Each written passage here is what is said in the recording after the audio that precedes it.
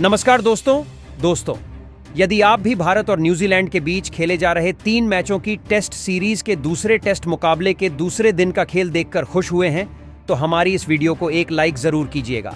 दोस्तों, आज की हमारी इस वीडियो का लाइक टारगेट सिर्फ 500 लाइक्स का है, तो दोस्तों वीडियो को दिल से लाइक जरूर करें। दोस्तों, जैसा कि आप सभी जानते ही हैं कि फिलहाल अभी न्यूजीलैंड की टीम भारत के दौरे पर आई हुई है, जहां भारत और न्यूजीलैंड के बीच 3 मैचों की टेस्ट सीरीज खेली जा रही है, जिसका पहला मुकाबला बेंगलुरु के चिन्नास्वामी स्टेडियम में खेला गया था, जिसमें भारतीय टीम को हार का सामना करना पड़ा।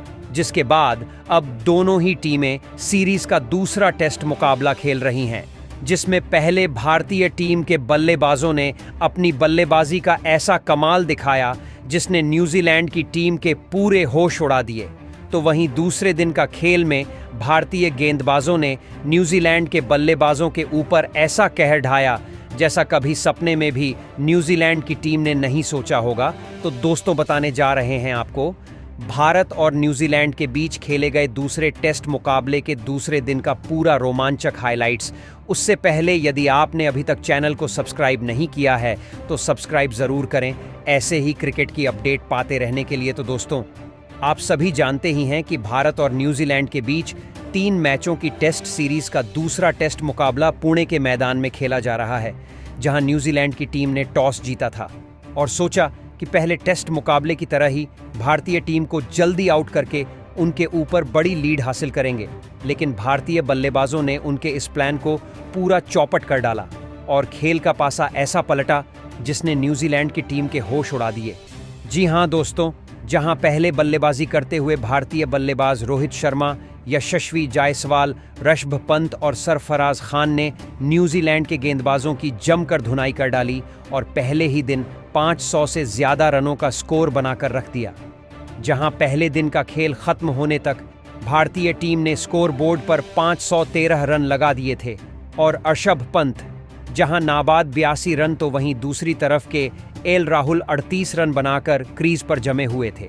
जहां दूसरे दिन के खेल की शुरुआत हुई तो एक बार फिर पारी को आगे बढ़ाने के लिए पंत और राहुल की जोड़ी मैदान में उतरी, जहां इन दोनों ने दिन की शुरुआत में धीमी बल्लेबाजी की और टीम के स्कोर को धीरे धीरे आगे बढ़ाने लगे। जहां न्यूजीलैंड के गेंदबाज इन दोनों की साझेदारी को तोड़ने की पूरी कोशिश कर रहे थे, जो 50 रनों से ज्यादा की हो चुकी थीं, जिसने न्यूजीलैंड की टीम की परेशानियां बढ़ना शुरू कर दी थीं। वहीं 85वां ओवर लेकर आए मैट हेनरी को केएल राहुल ने सामने की तरफ एक शानदार छक्का जड़ा और इस दौरान उन्होंने अपने अर्धशतक को भी पूरा किया। इसके साथ ही अब भारतीय टीम ने 550 रनों का आंकड़ा पार कर लिया था। वहीं दूसरी तरफ ऋषभ पंत भी अपने शतक की बेहद करीब थे, जहां उन्होंने टिम साउदी के ओवर में 2 लगातार चौके ठोक इस मुकाबले में अपना बेहतरीन शतक ठोक डाला और दोनों ही बल्लेबाजों ने गले मिलकर जिसे सेलिब्रेट किया। साथ ही डग आउट से भी सभी ने खड़े होकर तालियां बजाई। अब दोनों ही बल्लेबाज बेहतरीन लय में नजर आ रहे थे और अब बड़े शॉट आसानी से खेल पा रहे थे। हालांकि सोचा था कि पंत की शतक के बाद रोहित शर्मा पारी को घोषित कर देंगे, लेकिन उन्होंने ऐसा नहीं किया और भारतीय टीम के स्कोर को यह दोनों और आगे ले जाने लगे। जहां 10वें ओवर में विलियम ओरोर्को को ऋषभ पंत ने निशाना बनाया और 2 छक्के इस ओवर में ठोक डाले। अब भारतीय टीम का स्कोर 570 रन से ज्यादा का हो गया था। वहीं दूसरी तरफ के एल राहुल भी अब अपने हाथ खोल चुके थे और 12वां ओवर लेकर आए। मैट हेनरी को आड़े हाथों लेते हुए उन्होंने 2 चौके और एक तूफानी छक्का जड़ न्यूजीलैंड को चौंका डाला। जहां दूसरे दिन भी तूफानी बल्लेबाजी भारतीय टीम की तरफ से देखने को मिल रही थी। वहीं अब इन दोनों के बीच शतकीय साझेदारी पूरी हो चुकी थी, तो दूसरी तरफ के एल राहुल अपने शतक के करीब पहुंच चुके थे। लेकिन दोस्तों, न्यूजीलैंड के कप्तान टॉम लैथम ने गेंदबाजी में परिवर्तन किया और 16वां ओवर एजाज पटेल को थमाया, जिसके ओवर की पहली ही गेंद पर ऋषभ पंत ने एक बेहतरीन चौका जड़ा और 1 रन ले स्ट्राइक राहुल को थमाई। लेकिन चौथी गेंद पर राहुल को एजाज ने अपने जाल में फंसाया और उन्हें क्लीन बोल्ड कर पेवेलियन का रास्ता दिखाया, जहां के एल राहुल 86 रन बनाकर आउट हुए और इसी के साथ ही रोहित शर्मा ने पारी को घोषित कर दिया। जहां भारतीय टीम ने 97 ओवर का खेल खेला और उन्होंने स्कोर बोर्ड पर 589 रन लगा दिए थे और न्यूजीलैंड की टीम के सामने बहुत बड़ी लीड बनाकर रख दी थी। वहीं दूसरी तरफ ऋषभ पंत सैट थे और वह नाबाद 128 रन बनाकर लौटे, जहां इसके बीच लंच की घोषणा भी कर दी गई और फिर लंच के बाद मुकाबले की शुरुआत हुई तो न्यूजीलैंड की टीम की तरफ से कप्तान टॉम लैथम और डेवोन कनवे पारी की शुरुआत करने मैदान में उतरे, जहां भारतीय टीम के द्वारा दी गई लीड बहुत ही बड़ी थी। ऐसे में इन दोनों ही बल्लेबाजों के कंधों पर जिम्मेदारी थी कि अपनी टीम को विस्फोटक और बेहतरीन ओपनिंग शुरुआत दिलाएं और न्यूजीलैंड की इस ओपनिंग जोड़ी ने मैदान में उतरते ही भारतीय गेंदबाजी पर प्रहार करना शुरू कर दिया। जिस मैदान पर भारतीय बल्लेबाजों ने जमकर रन बरसाए हों, उस मैदान पर भला न्यूजीलैंड की यह ओपनिंग जोड़ी कहां पीछे हटने वाली थी और इन दोनों ने ही शुरुआत से भारतीय गेंदबाजी पर लाजवाब बल्लेबाजी करके दिखाई थी, डेवोन कनवे और कप्तान टॉम लैथम की। इस जोड़ी ने शुरुआत से ही भारतीय को दबाव में डालने की पूरी कोशिश करी, लेकिन भारतीय टीम के पास लीड बहुत बड़ी थी, जिससे कोई भी असर फिलहाल भारतीय टीम पर नहीं पड़ रहा था। हालांकि कोई भी गेंदबाज न्यूजीलैंड की इस ओपनिंग साझेदारी को नहीं तोड़ पा रहा था। देखते ही देखते इन दोनों ने ही मिलकर भारतीय गेंदबाजी पर बड़े शॉट खेले और एक शानदार अर्धशतकीय साझेदारी अपनी टीम के लिए बना डाली। तो वहीं दूसरे छोर पर शानदार बल्लेबाजी कर रहे डेवोन कनवे ने रविचंद्रन अश्विन को एक शानदार छक्का लगाते हुए अपना इस मुकाबले का धमाकेदार अर्धशतक पूरा कर लिया। कप्तान टॉम लैथम और डेवोन कनवे की यह साझेदारी अब 60 रनों से ज्यादा की हो चुकी थी, लेकिन तभी गेंदबाजी पर बुलाए गए कुलदीप यादव ने सेट हो चुके न्यूजीलैंड के कप्तान टॉम लैथम को अपना शिकार बनाया और एलबीडब्ल्यू आउट कर उन्हें पैवेलियन का रास्ता दिखाया। कप्तान टॉम लैथम ने 38 गेंद में 20 रन बनाकर आउट हो पैवेलियन लौटे। न्यूजीलैंड की इस खतरनाक ओपनिंग साझेदारी के टूटने के बाद अब विल यंग बल्लेबाजी करने मैदान में उतरे थे और विल यंग ने भी आते ही भारतीय गेंदबाजी पर बड़े शॉट खेलना शुरू कर दिया, जिसने भारतीय टीम के हर एक गेंदबाज की थोड़ी परेशानियां बढ़ा दी थीं। फिर एक बार अब न्यूजीलैंड की टीम के लिए एक और साझेदारी बन रही थी। डेवोन कनवे, जो मैदान में पूरी तरह सेट हो चुके थे, वह भारतीय कप्तान रोहित शर्मा और भारतीय टीम के पूरी गेंदबाजी के लिए किसी बुरे सपने की तरह साबित हो रहे थे। विल यंग और डेवोन कनवे के बीच अब 50 रनों की साझेदारी भी पूरी हो चुकी थी। भारतीय टीम की मुसीबत अब बढ़ रही थी। इस साझेदारी को तोड़ना अब बहुत ही ज्यादा जरूरी हो गया था।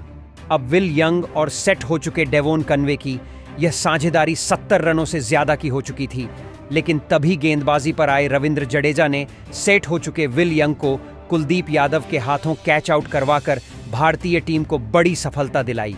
विल यंग 62 गेंद में 40 रन बनाकर आउट हो पैवेलियन लौट गए। बड़े समय बाद भारतीय टीम को एक महत्वपूर्ण विकेट अब मिल चुका था। रविंद्र जडेजा ने एक अहम साझेदारी अब तोड़ दी थी। अब बल्लेबाजी के लिए रचिन रविंद्र मैदान में उतरे थे, लेकिन दूसरे छोर पर खतरनाक बल्लेबाजी कर रहे और भारतीय टीम के लिए सबसे बड़ा खतरा बन चुके डेवोन कनवे को इसी बीच रविचंद्रन अश्विन ने क्लीन बोल्ड कर पैवेलियन का रास्ता दिखाया। डेवोन कनवे इस मुकाबले में एक 3 गेंद में 87 रनों की शानदार पारी खेलकर आउट हो गए। हालांकि भारतीय टीम पहले से ही मुकाबले में बनी हुई थी, क्योंकि लीड ज्यादा थी। ऐसे में भारतीय टीम की स्पिन गेंदबाजी ने भी यह पूरा मुकाबला अब पलट दिया था। अब बल्लेबाजी के लिए डेरिल मिचेल मैदान में उतरे थे, लेकिन अब भारतीय गेंदबाजी के सामने बल्लेबाजी करना इतना भी आसान नहीं रह चुका था।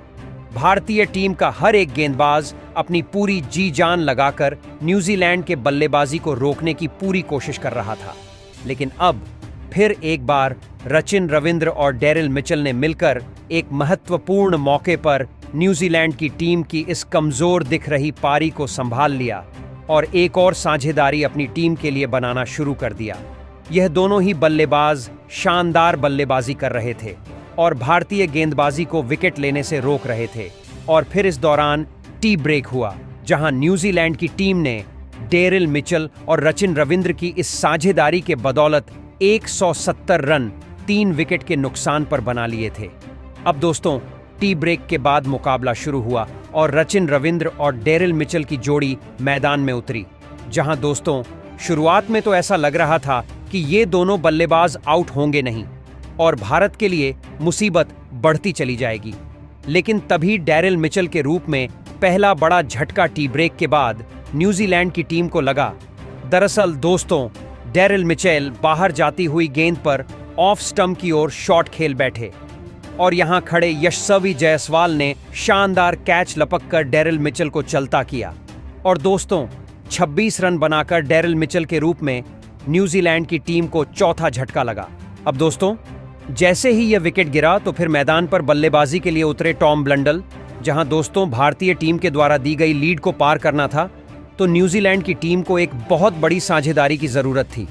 हालांकि बल्लेबाज सेट तो हो रहे थे लेकिन अपनी साझेदारी को आगे नहीं ले जा पा रहे थे, जिसके बाद अब यह जिम्मेदारी रचिन रविंद्र और टॉम ब्लंडल के कंधों पर थी टीम के स्कोर को आगे बढ़ाने की। लेकिन दोस्तों टॉम ब्लंडल इस मुकाबले में भी कुछ समझ और परख पाते। उससे पहले ही जसप्रीत बुमराह ने उन्हें अपने जाल में फंसाया, जहां उन्होंने वाइड क्रीज पर गेंदबाजी की और दोस्तों फ्रंट फुट पर आकर शॉट खेलने के लिए गए। टॉम ब्लंडल के बल्ले से भारी किनारा लेती हुई गेंद पीछे खड़े स्लिप में रोहित शर्मा के हाथों में चली गई, जहां सिर्फ 11 रन बनाकर टॉम ब्लंडल के रूप में न्यूजीलैंड की टीम को 5वां झटका लगा। अब दोस्तों न्यूजीलैंड की टीम इस मुकाबले में 213 रन बना चुकी थी, लेकिन यहां टीम इंडिया को जरूरी था कि लीड कम होने से पहले न्यूजीलैंड को रोका जाए। और अब विकेट गिरने के बाद ग्लेन फिलिप्स मैदान में उतरे और रचिन रविंद्र का साथ निभाने लगे, जहां दोनों बल्लेबाजों ने मिलकर साझेदारी को आगे बढ़ाना जैसे ही शुरू किया तो वहीं रचिन रविंद्र अपने अर्धशतक के बेहद करीब थे और उन्होंने एक चौका जड़ा और अपने अर्धशतक को पूरा किया, जहां इन दोनों के बीच 20 रन से भी ज्यादा की ही साझेदारी हुई होगी। और दोस्तों तभी कप्तान रोहित शर्मा ग्लेन फिलिप्स के आगे जडेजा को लेकर आए और दोस्तों जैसे ही जडेजा गेंदबाजी पर उतरे उन्होंने 70वें ओवर की तीसरी ही गेंद पर ग्लेन फिलिप्स को अपने जाल में फंसाकर सटीक लाइन लेंथ पर गेंद डाली और यहां वो बोल्ड आउट हो गए और 14 रन की पारी यहीं उनकी समाप्त हुई। अब दोस्तों ग्लेन फिलिप्स का विकेट गिर जाने के बाद मैदान पर बल्लेबाजी के लिए मैट हेनरी आए। अब दोस्तों यहां रचिन रविंद्र एक छोर से अच्छी बल्लेबाजी करते हुए अपनी टीम के स्कोर को लगातार आगे बढ़ा रहे थे, तो दूसरी तरफ मैट हेनरी उनका साथ निभाते हुए नजर आ रहे थे। लेकिन तभी कुलदीप यादव ने उनको भी 10 रन पर चलता किया और यहां न्यूजीलैंड की टीम के 7 बड़े विकेट मात्र 238 रन के कुल स्कोर पर ही गिर चुके थे। एक छोर रचिन रविंद्र ने संभाले रखा था, लेकिन दूसरे छोर पर उनका कोई भी साथ नहीं निभा पा रहा था। हालांकि विकेट गिर जाने के बाद दूसरे दिन के स्टंप्स की घोषणा कर दी गई, जहां न्यूजीलैंड की टीम ने दूसरे दिन के अंत तक 238 रन स्कोर बोर्ड पर लगा दिए हैं और रचिन रविंद्र नाबाद 57 रन बनाकर जमे हुए थे। भारतीय टीम के पास अभी भी 350 रनों से भी ज्यादा की लीड थी और तीसरे दिन भारतीय टीम चाहेगी कि यह लीड ज्यादा कम न हो पाए, ताकि न्यूजीलैंड की टीम को जल्दी आउट करके फॉलो ऑन का मौका दिया जाए। ऐसे में दोस्तों अब तीसरे दिन का खेल भारतीय गेंदबाजों के हाथ में होगा कि वह इसे कितने पर खत्म करते हैं। तो दोस्तों आपको क्या लगता है, क्या भारतीय गेंदबाज न्यूजीलैंड की टीम को 300 रनों के अंदर ऑल आउट कर पाएंगे या फिर नहीं? आप दूसरे दिन भारतीय टीम के प्रदर्शन को 10 में से कितने अंक देना चाहेंगे? कमेंट बॉक्स में हमें अपनी राय जरूर बताएं। नए हैं तो चैनल को सब्सक्राइब जरूर करें, वीडियो को लाइक और शेयर करना बिल्कुल नहीं भूलें। धन्यवाद।